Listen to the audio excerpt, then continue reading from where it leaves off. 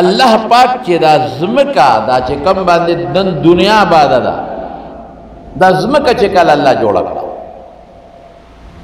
دا زمکا میو پراپرٹی دا زمکا جدا پراپرٹی دا پاکی دا پاکستانی سا دا پاکی دا انڈیائی سا دا پاکی دا بنگلادیش دا پاکی دا امریکی دا پلوی ستا پراپرٹی تقسیم شوی دا او دا پاکی دریابو ندی دا غی سا دا پاکی غرو ندی دا پاکی زنگلی دی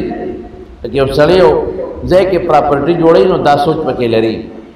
رب العالمین چی کلا دا زمکا جوڑا کلا کلا نو پا دے زمکا کی لنبی چی رب العالمین لنبی آبادی اللہ پاک پا دے زمکا کی دے جماعت کرے گا ٹورنا والا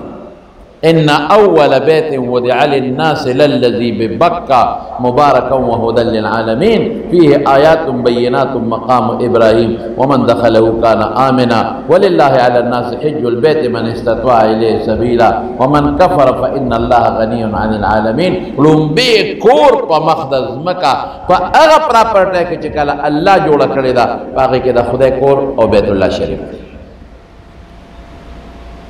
او بیا چې کلا الله زمکه جوړ کړه نو الته فرشتو الله ته درخواست وکړه چې الله په اسمانونو کې خو یو کور شته بیت المعمور وته وي په وم اسمان کې مونږ خدلته عبادت کوو مونږ چې زمکه دې جوړ کړه او عبادت کړه الته ځو الته به کم ځای عبادت کوو الله ولا تیار د زمرود په کانی کې یو بیت الله ورکړه